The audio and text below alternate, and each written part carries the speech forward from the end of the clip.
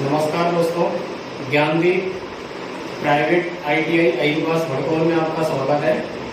मैं भूपेंद्र चौधरी आपका फिर से स्वागत करता हूं। तो आपने पहले की जो क्लास आपने ली थी तो उसमें आपने अर्थिंग के बारे में पढ़ा था कि अर्थिंग क्यों करते हैं, अर्थिंग का महत्व क्या है या कौन कौन से स्थानों पर अर्थिंग की जाती है। उसके बाद आपने पढ़ा था कि जो प्लेट अर्थिंग है उसमें कौन कौन से साधन आप प्रयोग करते हैं, कौन कौन से इंस्ट्रूमेंट लगाते हैं या उनका परिमाप कितना होता है, कहाँ उसको प्रयोग करते हैं। अब उसका सेकंड टॉपिक आता है पाइप अर्थिंग का। तो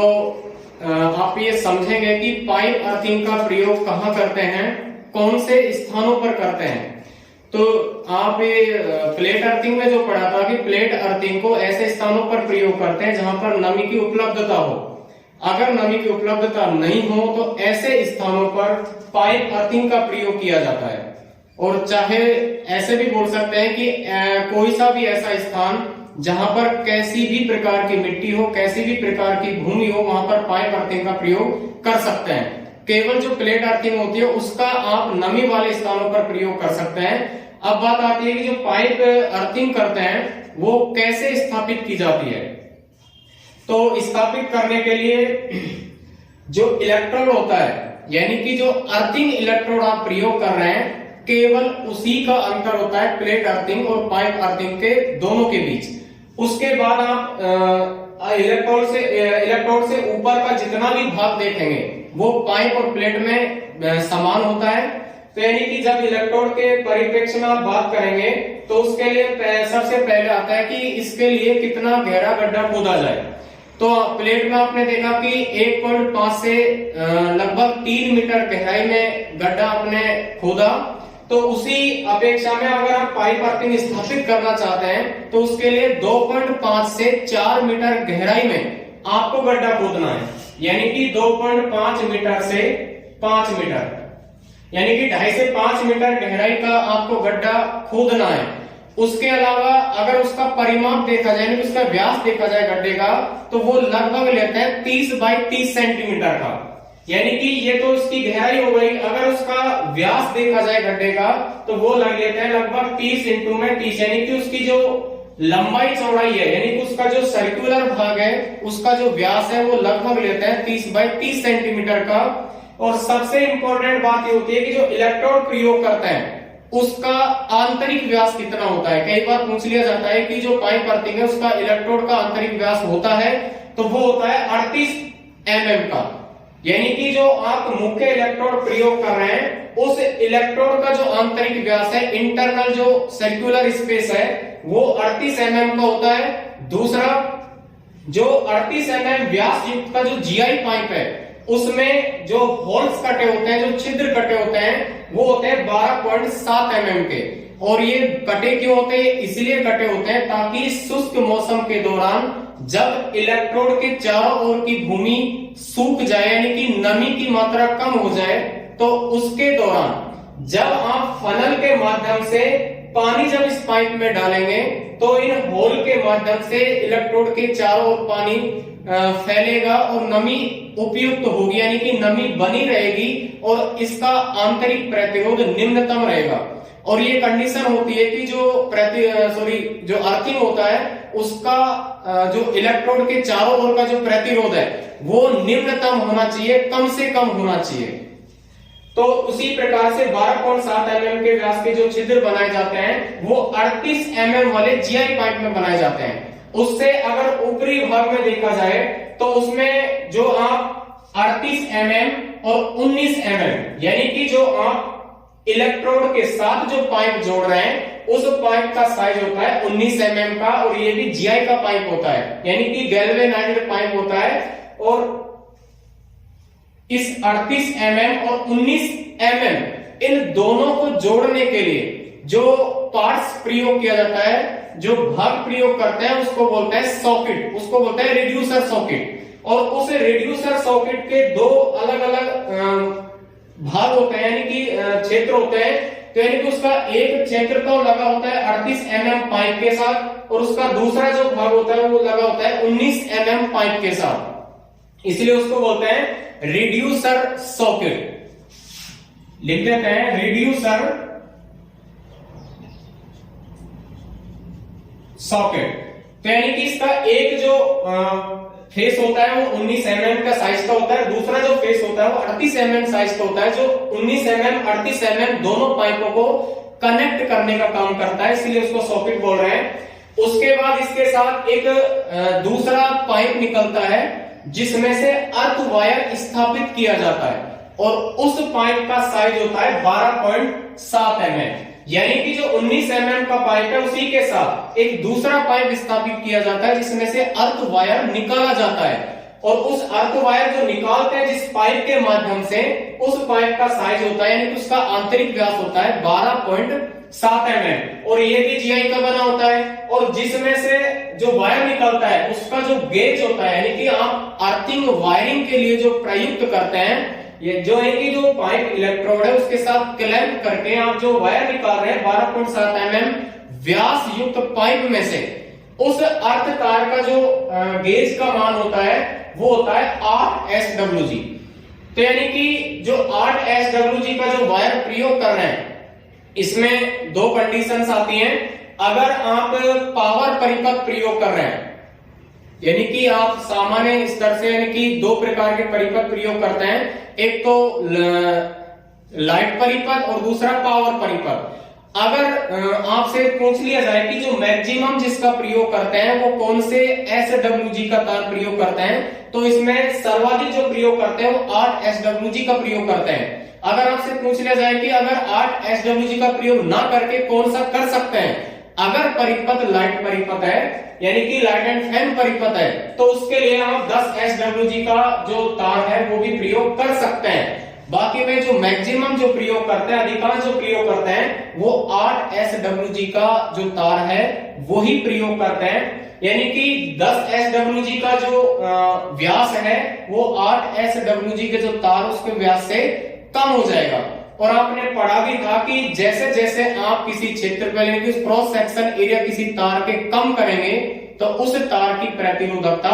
बढ़ जाएगी। और अपनी जो अर्थिंग की जो कंडीशन है, जो नियम है वो ये कहता है कि अर्थिंग जो तार है उसका प्रतिरोध कम से कम होना चाहिए, और उस कम से कम तार का प्रतिरोध लगभग मानते हैं 1 ओम। यानी कि जो अर्थ तार आप प्रयोग इस अर्थिंग में क्लैंपिंग के माध्यम से निकालकर बाहर जो कर रहे हैं, उसका मैक्सिमम जो रेजिस्टेंस की वैल्यू है, यानी कि जो प्रतिरोध का मान है वो 1 ओम से अधिक का नहीं होना चाहिए। ठीक है ना। उसी के अलावा उसके साथ रिड्यूसर यहां भी जुड़ा होता है जिसके साथ फनल लगा है, ऊपर वायर मैश है, उसके ऊपर कवर है। तो यानी कि जो फनल है, वायर मैश है, ये कौन से भाग होते हैं, तो यानी कि जब आप अर्थिंग में नमी पैदा करने के लिए पानी जब डालेंगे तो पानी को आसानी से 19 mm के पाइप के माध्यम से इलेक्ट्रोड के चारों ओर प्रवाहित करने के लिए जिस भाग का प्रयोग किया जाता है उसको फनल बोलते हैं। यानी कि एक शंकुआकार का एक भाग होता है जिसके एक सिरा 19 mm पाइप के साथ जुड़ा होता है, ऊपर ही सिरा खुला होता है जिसके माध्यम से पानी डालेंगे और वो पानी सीधा इलेक्ट्रोड पाइप के चारों ओर फैल जाएगा। उसी के ऊपर एक कवरिंग यानी कि एक जाली युक्त जो भाग तारों से बना प्रयोग करते हैं उसको बोलते हैं वायर मैश। और इस वायर मैश का केवल काम इतना होता है कि जब आप अनावश्यक पानी के साथ कोई कचरा आएगा तो वो कचरा इस जाली युक्त यानी कि वायर मैश के माध्यम से यहीं पे रुक जाएगा, अंदर नहीं जाएगा, जिससे पाइप में किसी भी प्रकार का ब्लॉकेज नहीं उपस्थित हो पाएगा और किसी भी प्रकार का कोई व्यवधान उपस्थित नहीं होगा। दूसरा, जो फनल के चारों ओर जो भाग स्थापित किया जाता है, यानी कि ये वाला भाग जो स्थापित किया जाता है इसको बोलते हैं आरसीसी बॉक्स। इसको बोलते हैं आरसीसी बॉक्स, यानी कि रोड सीमेंट कंक्रीट का एक बेस बना होता है, भाग बना होता है, और इसका जो साइज का निर्धारण होता है वो होता है 30 बाई 30 सेंटीमीटर। यानी कि इसकी लंबाई और चौड़ाई 30 बाई 30 सेंटीमीटर की होती है, और इसका प्रयोग इनको बेस यानी कि आधार प्रदान करने के लिए किया जाता है। दूसरा, जब आप अर्थ वायर को इलेक्ट्रोड के साथ क्लैंप करेंगे तो नट बोल्ट का प्रयोग करेंगे, और उन नट बोल्ट बोल्ट के प्रयोग के साथ जो वाशर प्रयोग करेंगे, जो सॉकेट प्रयोग करेंगे, उनका आंतरिक व्यास 12.7 mm का होता है। यानी कि जो अर्थ वायर को आप इलेक्ट्रोड के साथ क्लैंप कर रहे हैं और उस क्लैंप करने के लिए जो वाशर प्रयोग कर रहे हैं, कई बार पूछ लिया जाता है कि पाइप इलेक्ट्रोड में क्लैंपिंग करने के लिए जो आप सॉकेट या वाशर प्रयोग कर रहे हैं, उन वाशर या सॉकेट्स का जो आंतरिक व्यास है वो लगभग कितना होता है, तो वो होता है 12.7 mm। उसके अलावा आपसे पूछ लिया जाता है कि जो नमक है, चारकोल जिसको कच्चा कोयला कह रहे हैं, तो उसकी जो परत है उसकी मोटाई लगभग कितनी होनी चाहिए, तो उसकी जो मोटाई है वो लगभग लेते हैं 15 सेंटीमीटर। और वो जो परतें बनाते हैं वो बनाते हैं एकांतर। मैंने पहले वाली वीडियो में भी बताया था आपको कि एकांतर का मतलब होता है कि जैसे मान लो आपने ये नमक या चारकोल या कच्चा कोयला की एक परत तय जमा दी और इस तय की जो ऊंचाई है वो लगभग कितनी है, 15 सेंटीमीटर। उसके बाद जो ये दूसरा जो परत है ये नमक का बनाया है और ये नमक की जो परत है ये भी कितनी है, 15 सेंटीमीटर। तो यानी कि ऐसा नहीं कि आप नमक और चारकोल को मिक्स करके स्थापित करें, यानी कि आपने 15 सेंटीमीटर की चारकोल की परत बनाई है, उसके बाद आपने 15 सेंटीमीटर की नमक की जो परतें बनाई हैं, जो तह बनाई है, जो लेयर बनाई आपने स्थापित की है, उसी को एकांतर परत बोलते हैं। और जो चारकोल है वो डले के रूप में काम में लेते हैं और पाउडर के रूप में भी काम में ले सकते हैं। इनका केवल काम होता है नमी को बनाए रखने का। यानी कि जब आप इसमें पानी डालेंगे तो नमक चारकोल उस पानी को एब्जॉर्ब करेगा, यानी कि अपने में सोखेगा और सोखने के बाद अधिक समय तक उस नमी को अपने में बनाए रखने का काम नमक और चारकोल करते हैं। और जैसे जैसे नमी इस इलेक्ट्रोड के चारों ओर बनी रहेगी तो आपका जो अर्थ स्थापित कर रहे हैं उसका किसी भी प्रकार से जो प्रतिरोध का मान है वो नहीं बढ़ेगा और अर्थ सही तरीके से काम करेगा। तो इस तरीके से जो पाइप अर्थिंग है वो स्थापित की जाती है और पाइप अर्थिंग को कोई से भी स्थान पर प्रयोग कर सकते हैं। अधिकांश जो शुष्क स्थान है उन पर इनका अधिक प्रयोग किया जाता है प्लेट अर्थिंग की अपेक्षा, क्योंकि प्लेट अर्थिंग का प्रयोग अधिकांश करते हैं नमी वाले स्थानों पर और पाइप अर्थिंग का प्रयोग कर सकते हैं किसी भी स्थान पर। लेकिन इसको जो प्राथमिकता देते हैं वो शुष्क वाले स्थानों पर प्रयोग देते हैं ताकि जो पाइप है उसमें पानी डालने के कारण चारों ओर पानी का जो प्रवाह आसानी से हो जाए, नमी अधिक समय तक बनी रहे और किसी भी प्रकार का प्रतिरोध उपस्थित नहीं हो पाए। दूसरा जो आप इसमें सबसे विशेषता या सबसे महत्वपूर्ण बात यह होती है कि जब आप पाइप इलेक्ट्रोड जिस धातु का प्रयोग कर रहे हैं, यानी कि अगर आप जीआई का प्रयोग कर रहे हैं तो जो अर्थ वायर प्रयोग करेंगे, नट बोल्ट प्रयोग करेंगे, सॉकेट या वाशर प्रयोग करेंगे, तो वो भी मटेरियल यानी कि वो भी जो इंस्ट्रूमेंट है वो जीआई के बने होने चाहिए। और अगर इलेक्ट्रोड आप कॉपर का प्रयोग कर रहे हैं तो इससे कनेक्ट जितने भी भाग हैं वो सारे के सारे कॉपर के बने होने चाहिए, यानी कि असमान धातु के बने नहीं होने चाहिए। पहला। दूसरा ये कि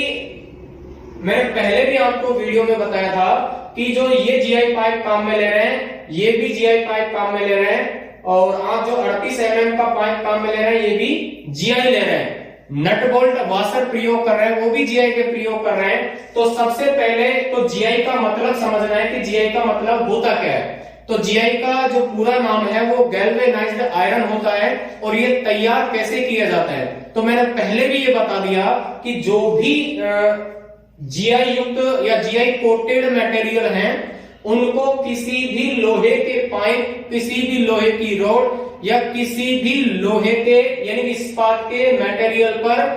जिंक यानी कि जस्ते की परत चढ़ाई जाती है और उस परत चढ़ाने की प्रक्रिया को आप बोलते हैं गैल्वेनाइजिंग प्रक्रिया यानी कि गैल्वेनाइजेशन प्रोसेस। तो उसके तहत जो जिंक यानी कि जस्ते की परत चढ़ाई जाती है जिसके माध्यम से इनमें किसी भी प्रकार का जंग नहीं लगता या जंग को बोलते हैं रस्ट नहीं लगता, और जब इन पर जंग नहीं लगेगा तो इनके प्रतिरोध के मान में कोई परिवर्तन नहीं होगा। तो इस प्रकार से इनको जीआई युक्त किया जाता है। और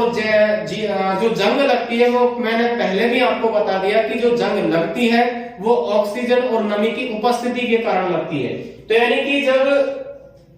जो जिंक की परत आपने चढ़ाई है, कोटेड किया है, तो इस पर ऑक्सीजन और नमी का कोई प्रभाव यानी कि कोई प्रभाव नहीं पड़ेगा और इनमें किसी भी प्रकार की जंग नहीं लगेगी। तो इस प्रकार से जो जंग नहीं लगेगी तो जो पाइप अर्थिंग आप प्रयोग कर रहे हैं इसके जो प्रतिरोध है उसके मान में भी कोई परिवर्तन नहीं आएगा।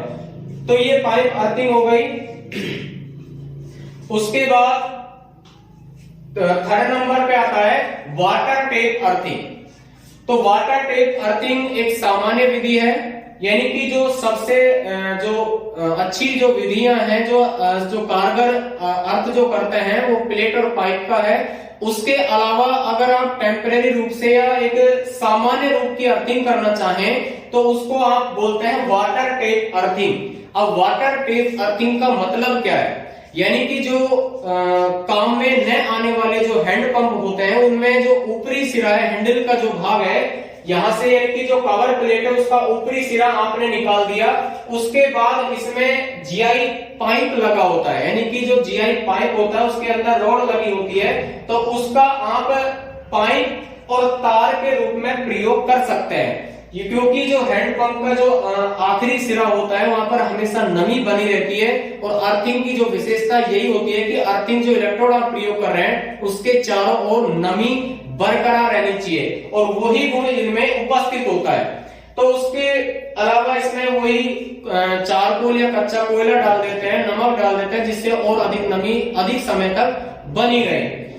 तो यानी कि इस तरीके से जो आप वायर स्थापित करके और इनमें आप जो निकालते हैं उसको मशीन से अर्थ कर देते हैं, यानी कि मशीन को कनेक्ट कर देते हैं और किसी भी परिस्थिति में जब फेज तार मशीन पर आएगा, यानी कि जिसमें लीकेज धारा का मान आएगा, तो वो लीकेज धारा का मान जमीन में प्रवाहित हो जाएगा और किसी भी प्रकार की कोई दुर्घटना घटित नहीं होगी। इस प्रकार से अब आप इसमें ये साइज दे देता है कि अगर 50 एम्पियर तक का आपको कोई मशीन है जो 50 एम्पियर तक काम कर रही है, तो उसके लिए जो आप इलेक्ट्रोड प्रयोग कर रहे हैं, जो प्लेट आप प्रयोग कर रहे हैं कॉपर की या जीआई की जो भी है, तो उसका साइज कितना लेते हैं, तो वो साइज लेते हैं 8/25 mm का, यानी कि उसकी लंबाई चौड़ाई का जो अनुपात होता है वो 8:25 mm का होता है, जिसका आप अर्थिंग के रूप में प्रयोग करते हैं। तो इस तरीके से वाटर टेप अर्थिंग होती है और सामान्य प्रकार की यानी कि सामान्य रूप से अर्थिंग है, तो इसका प्रयोग अधिकांश से कर सकते हैं। उसके अलावा आप नेक्स्ट जो अर्थिंग लेते हैं वो लेते हैं रॉड अर्थिंग, यानी कि जीआई की एक रॉड होती है जिसका उपयोग आप यानी कि अस्थायी रूप से कर सकते हैं। तो यानी कि जो आप जीआई की रॉड आप प्रयोग कर रहे हैं,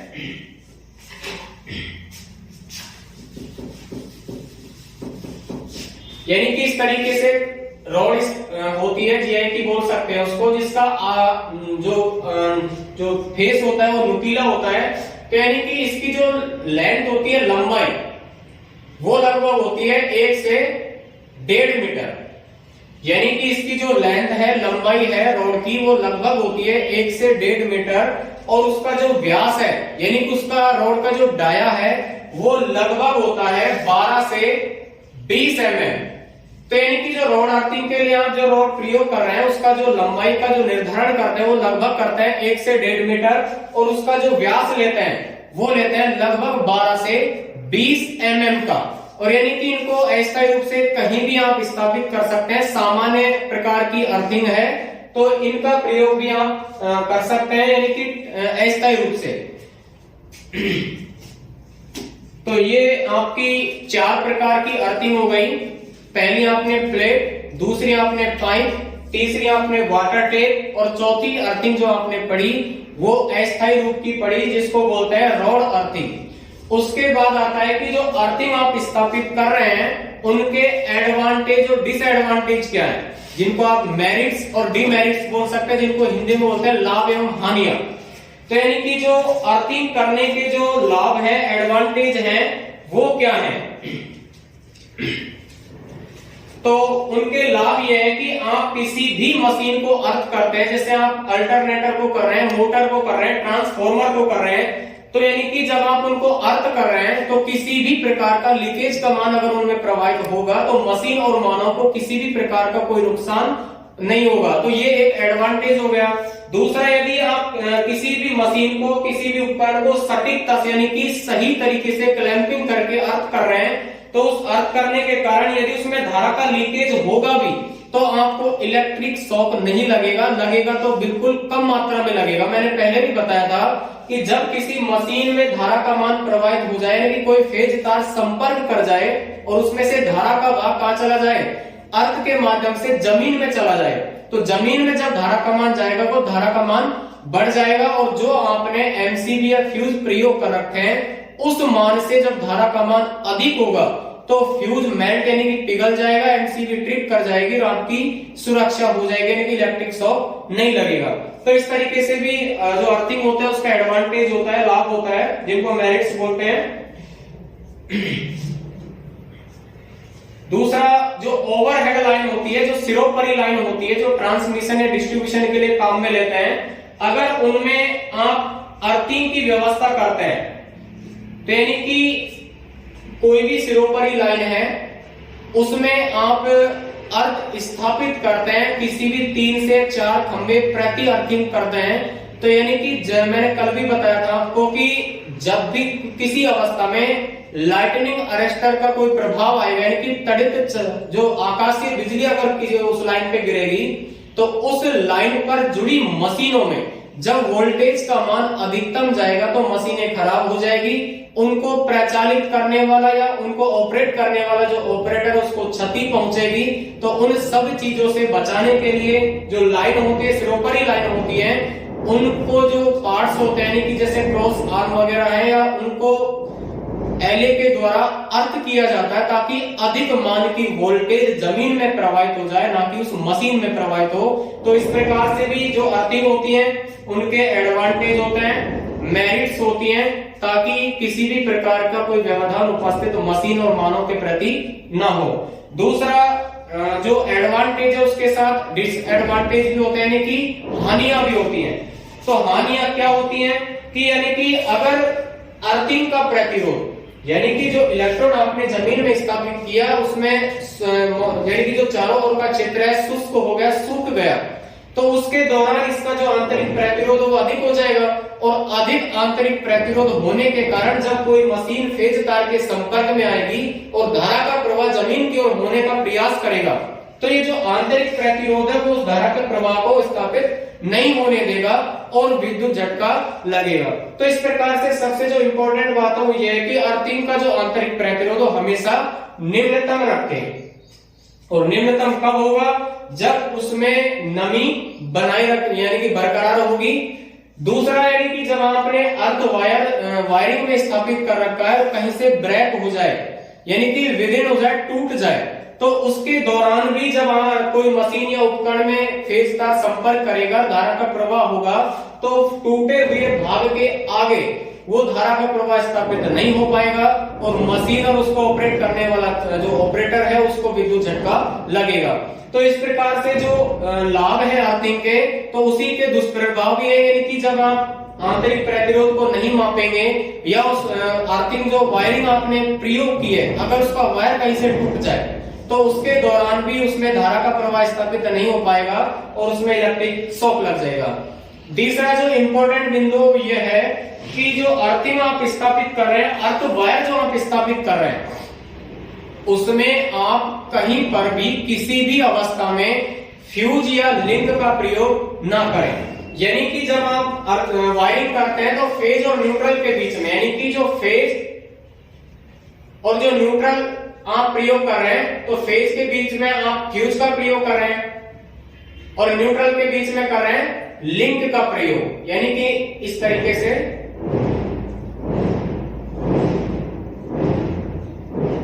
यानी कि जो फेज है उसके मध्य फ्यूज का प्रयोग करते हैं और न्यूट्रल के बीच करते हैं लिंक का प्रयोग। तो इस प्रकार से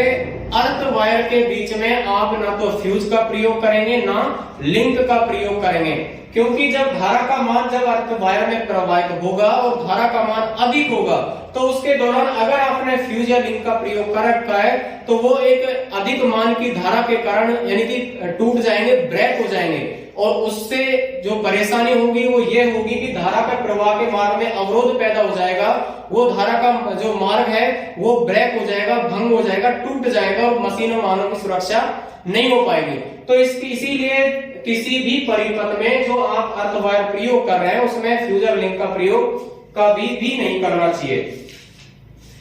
दूसरा जो नियमन है, जो रेगुलेशंस हैं आईई के, जो इंडियन इलेक्ट्रिसिटी रूल हैं, उनमें जो आप सबसे पहले जो नियम बनाया था वो बनाया था 1956 में, यानी कि 1956 में। तो उसके आधार पर जो नियम बनाए थे उसमें सबसे पहले नियम था 61 नंबर, यानी कि रूल नंबर 61। और रूल नंबर 61 में जो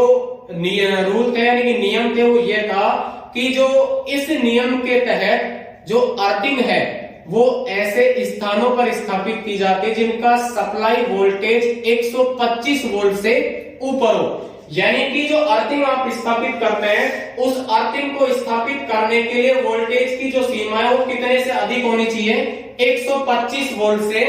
अधिक होनी चाहिए, तो आप अर्थिंग को स्थापित कर सकते हैं। यानी कि जो अर्थ को लागू करने की जो प्रक्रिया है वो 125 वोल्ट से अधिक की होती है। दूसरा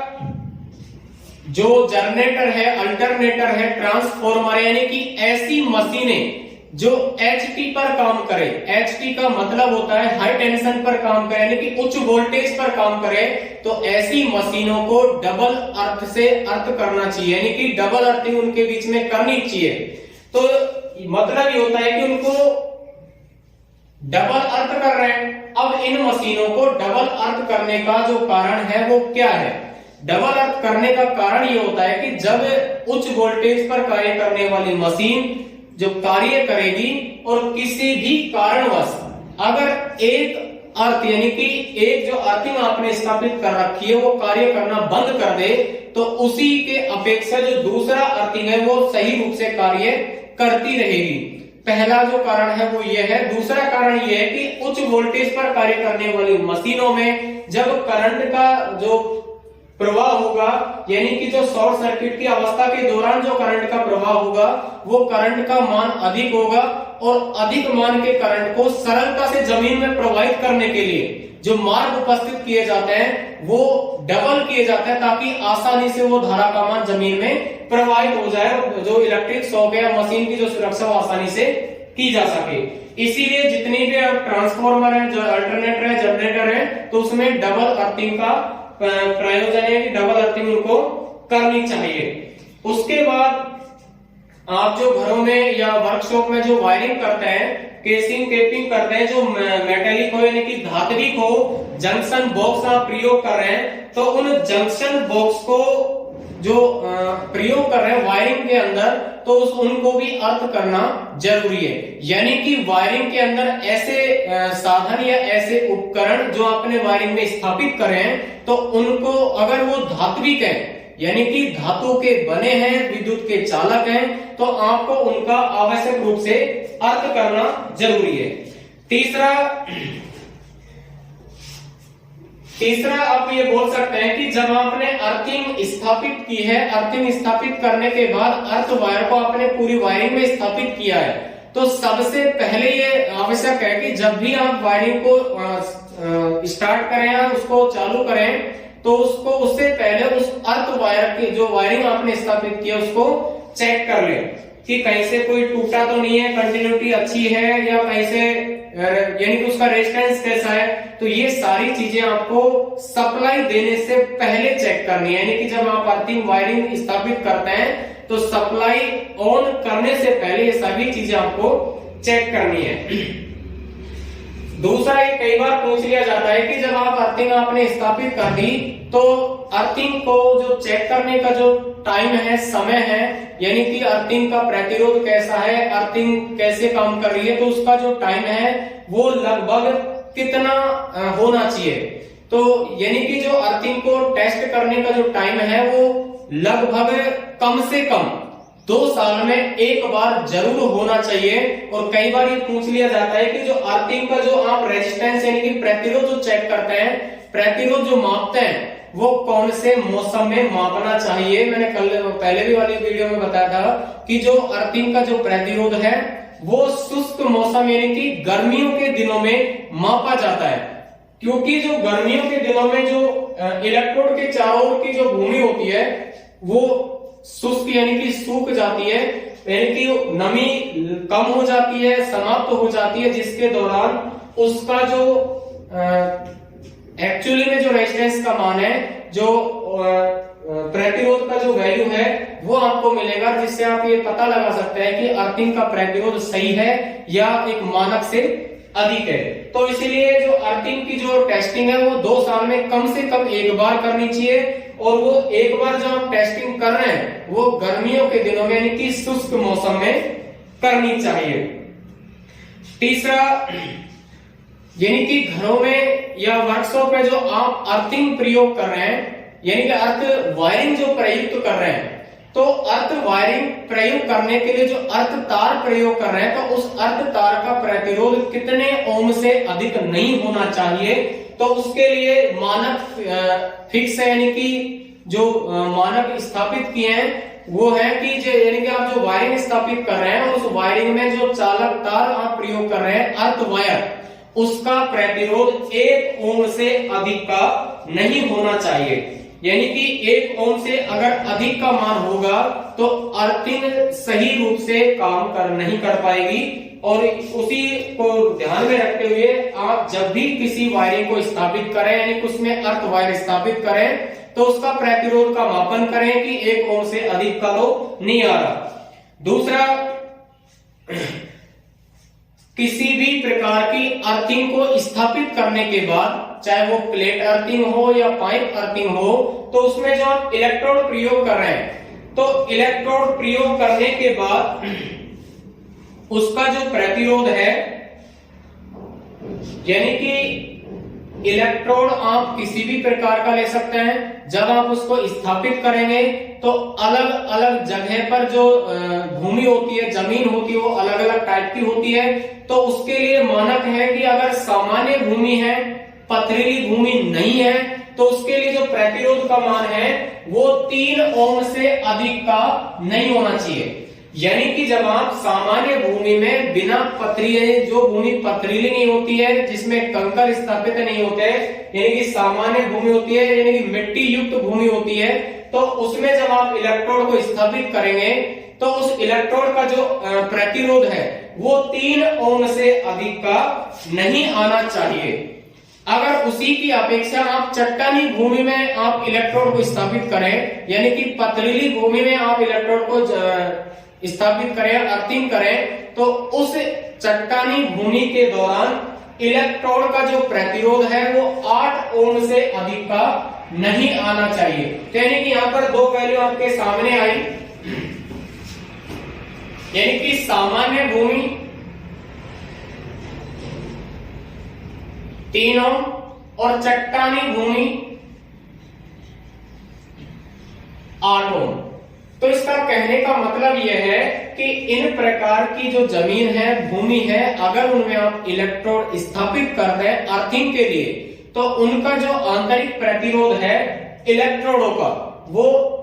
3 ओम और 8 ओम से अधिक का नहीं आना चाहिए। क्यों? यानी कि जो सामान्य भूमि है उसमें इलेक्ट्रोड का जो प्रतिरोध वो 3 ओम से अधिक का नहीं आना चाहिए, और चट्टानी भूमि का जो प्रतिरोध है वो 8 ओम से अधिक का नहीं आना चाहिए। उसके बाद जो अर्थिंग का जो नियम है, नियम 61, उसमें एक पॉइंट और डालता है कि लेड शीट केबल, यानी कि जो लेड शीट केबल होती है उसके आवरण को भी अर्थ करना जरूरी है। पहली बात तो यह है कि जो लेड शीट केबल है वो प्रयोग कहां की जाती है, तो लेड शीट केबल है वो ठंडे इलाकों में प्रयोग की जाती है। तो यानी कि जो उसका कवरिंग जो भाग होता है, यानी कि सबसे ऊपरी जो भाग होता है वो लेड का बना होता है, शीशे का बना होता है, और जो लेड है शीशा है, यानी कि वो चालक होता है, तो उसको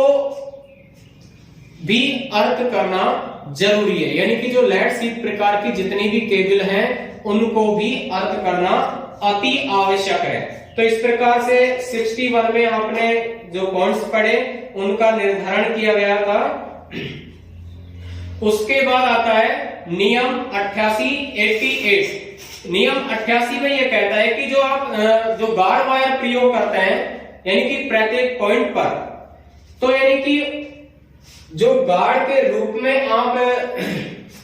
जो पॉइंट प्रयोग कर रहे हैं, कोई भी चालक तार प्रयोग कर रहे हैं गार्ड के रूप में, गार्डिंग के अकॉर्डिंग, तो उसको भी अर्थ करना जरूरी है। उसके बाद नियम 90 आता है, नियम 90, तो उसमें यह कहता है कि सिरोपरी लाइन के सभी ऐसे भाग जो धातु के बने हैं, यानी कि उन जो ऐसे भाग जो विद्युत के चालक हैं, तो उनमें जो धातु के भाग आप प्रयोग कर रहे हैं तो उनका भी अर्थ होना बहुत जरूरी है, क्योंकि ये बताते हैं कि जो सिरोपरी लाइन होती है, जो ओवरहेड लाइन होती है, वो लगभग मानते हैं कि 1.6 किलोमीटर पर प्रत्येक पोल अर्थ होना चाहिए। यानी कि जो सिरोपरी लाइन का जो पोल होते हैं, जो खंभे होते हैं, अगर वो मेटल के हैं यानी कि लोहे के हैं, जैसे आई सेक्शन जो खंभे होते हैं, तो 1.6 किलोमीटर की दूरी पर प्रत्येक खंभा अर्थ से संयोजित होना चाहिए, कनेक्टेड होना चाहिए, जिससे किसी भी प्रकार का कोई व्यवधान उपस्थित न हो। दूसरा, अगर कोई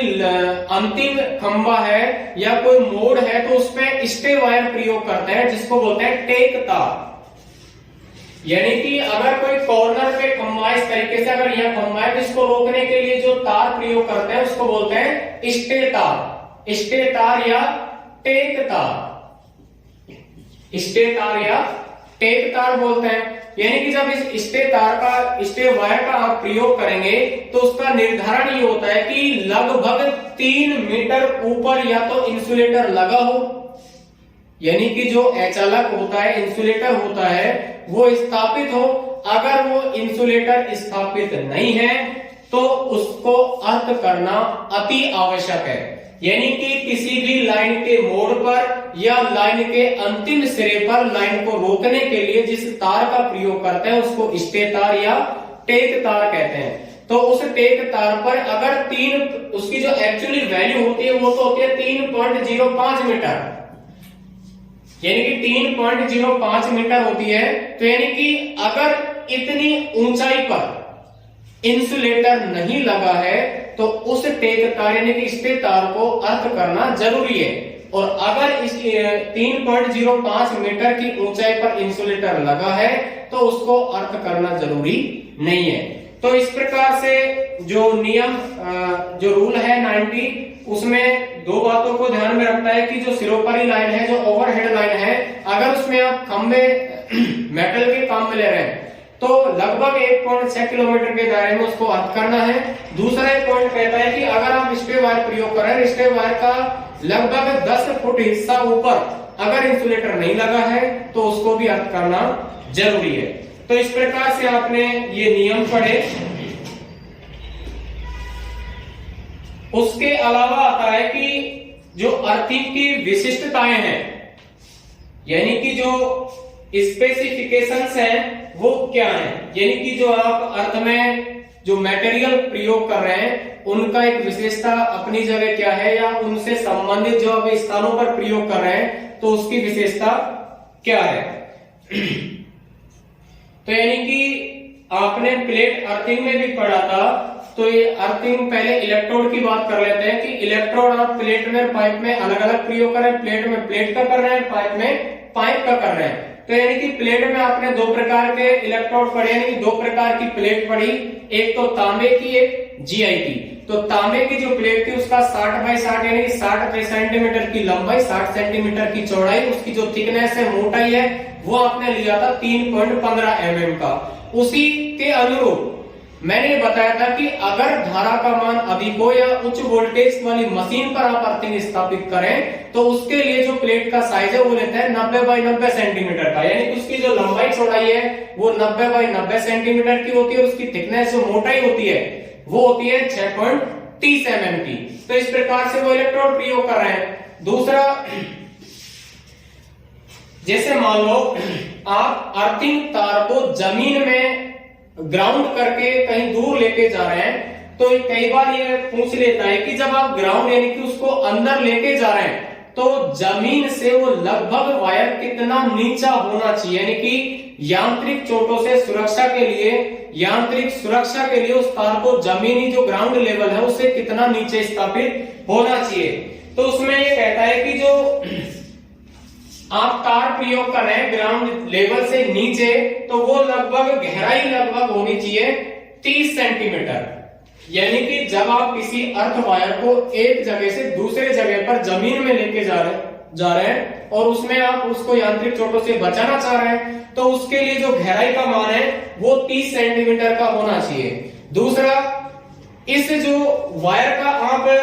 गमन कर रहे हैं, उसको एक स्थान से दूसरे स्थान पर लेके जा रहे हैं, तो उस लेके जाने के लिए जो पाइप का प्रयोग करते हैं उसका आंतरिक व्यास कितना होता है। तो यानी कि जो आप क्लैंपिंग करके जो अर्थ वायर निकाल रहे हैं जिस पाइप के माध्यम से, वो ही डाया उस पाइप का होता है, यानी कि 12.7 mm का उसका डाया होता है। तो ये चीजें व्यवस्था की जाती हैं उसको यांत्रिक चोटों से बचाने के लिए। दूसरा, अगर आप किसी भवन के पास अर्थिंग को स्थापित करना चाहते हैं तो कई बार ये पूछ लिया जाता है कि भवन और अर्थिंग के जो बीच का जो डिस्टेंस है, दूरी है, वो लगभग कितना होना चाहिए। तो यानी कि भवन और जो अर्थिंग है उसके बीच में जो दूरी है वो लगभग होनी चाहिए 1.5 मीटर। यानी कि अगर ये कोई भवन है, ये अर्थिंग है, तो इनके जो बीच की दूरी है वो 1.5 मीटर की होनी अति आवश्यक है, जिसको बोलते हैं कॉर्नर डिस्टेंस। तो ये इतनी दूरी अति आवश्यक है। दूसरा, आपने पहले पढ़ लिया कि जो हाई वोल्टेज मशीन जो होती हैं, यानी उच्च वोल्टेज पे जो मशीनें काम करती हैं, उनमें डबल अर्थिंग आप प्रयोग कर रहे हैं, पर जो डबल अर्थिंग आप प्रयोग कर रहे हैं उनके बीच में दूरी कितनी होती है। यानी कि आपने अगर 2 अर्थिंग प्रयोग स्थापित किए हैं तो इन दोनों अर्थिंगों के बीच का जो अंतर है, जो डिस्टेंस है, जो दूरी है, वो लगभग कितना होता है। तो वो लगभग होता है 5 मीटर। यानी कि अगर आप पैरेलल में कोई 2 अर्थिंग स्थापित करते हैं तो उनके बीच की जो दूरी है वो कम से कम 5 मीटर की होना अति आवश्यक है। अब ये होना क्यों चाहिए, यानी कि जो 5 मीटर की दूरी आप स्थापित कर रहे हैं ये क्यों होनी चाहिए। तो जो 5 मीटर की जो दूरी आप स्थापित करना चाहते हैं उसका केवल ये कारण है कि जब बरसात के मौसम में अति जो पानी है, यानी कि पानी की जो मात्रा है वो अधिक जाएगी, तो पानी की मात्रा जब इसमें अधिक जाएगी तो नमी एक दूसरे की जो अर्थिंग का क्षेत्र है उसके पास आएगी, और जब इनका अर्थिंग का क्षेत्र अगर एक हो जाएगा तो डबल अर्थिंग करने का कोई प्रयोजन नहीं रह पाएगा। तो इसीलिए अलग अलग मान के अर्थिंग की वैल्यू को करने के लिए दूरी स्थापित की जाती है, और हमेशा जो उच्च वोल्टेज मशीनें होती हैं उन पर यह अर्थिंग प्रयोग की जाती है, यानी कि स्थापित की जाती है। दूसरा, ये पॉइंट पहले बता भी दिया था कि जो भी आप अर्थिंग प्रयोग करते हैं और जो भी मेटल आप प्रयोग कर रहे हैं वो मेटल एक समान होना चाहिए। यानी कि चाहे आप पाइप अर्थिंग करो या प्लेट अर्थिंग करो, कोई सी भी अर्थिंग आप स्थापित करें तो उसमें आप जो पाइप प्रयोग कर रहे हैं, अर्थ वायर प्रयोग कर रहे हैं, क्लैंपिंग के लिए वाशर या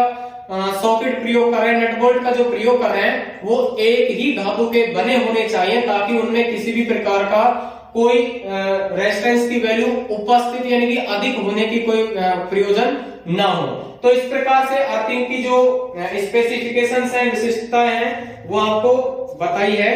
फिर इसमें एक लास्ट पॉइंट आता है अर्थ प्रतिरोध को घटाना, टू रिड्यूस अर्थ रेजिस्टेंस।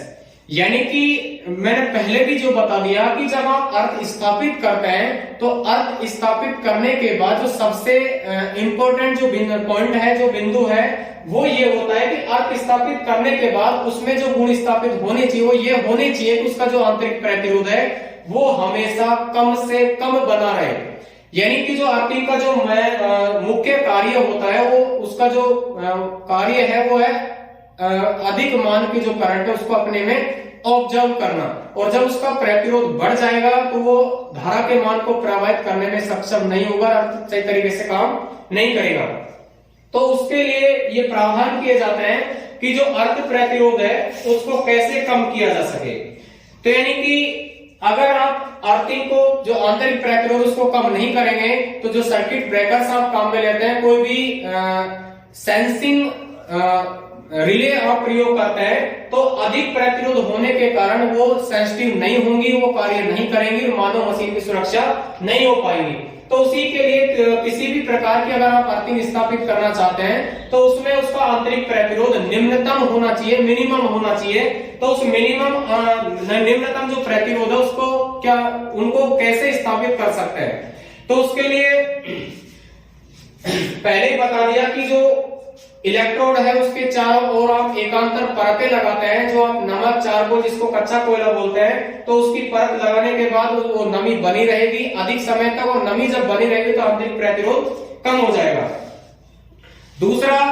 जो फनल के माध्यम से आप 19 mm का जो पाइप काम में ले रहे हैं, चाहे वो प्लेट हो पाइप हो, उसके दौरान जब आप पानी डालते हैं तो वो इलेक्ट्रोड के चारों ओर फैलेगा, यानी प्रवाहित होगा, और उसके कारण जो नमी स्थापित होगी उसके कारण किसी भी प्रकार का प्रतिरोध बढ़ने की कोई संभावना नहीं होगी। तो इस प्रकार से पानी समय समय पर डालते रहने से भी प्रतिरोध का मान को कम किया जा सकता है।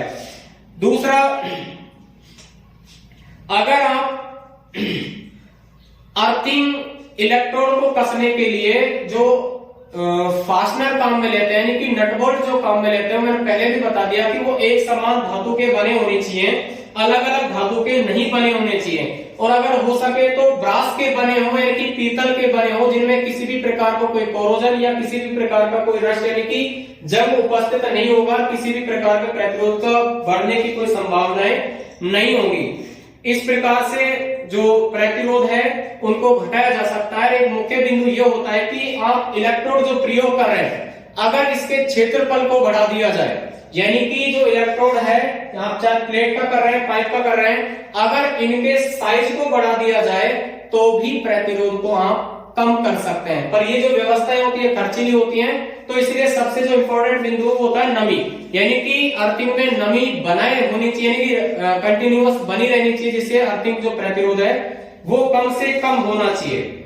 तो ये आपकी अर्थ से संबंधित यानी कि अर्थिंग से संबंधित पॉइंट ऑफ व्यू सारे हो गए, यानी कि कौन से रूल हैं, कैसे अर्थिंग प्रतिरोध को कम कर सकते हैं, कहां इनका प्रयोग करते हैं, या कौन कौन से स्थानों पर इनका प्रयोग कर सकते हैं। अब नेक्स्ट वीडियो में आप पढ़ेंगे कि जो आप अर्थिंग वायरिंग स्थापित करते हैं, तो अर्थ वायर जब आप स्थापित कर रहे हैं तो अर्थ की कंटिन्यूटी कैसे चेक करते हैं, अर्थ सही ढंग से कार्य कर रहा कि नहीं कर रहा, तो उसकी टेस्टिंग कैसे करते हैं। तो ये सारी चीजें नेक्स्ट वीडियो में पढ़ेंगे। तो आप वीडियो को लाइक करो, सब्सक्राइब करो। धन्यवाद।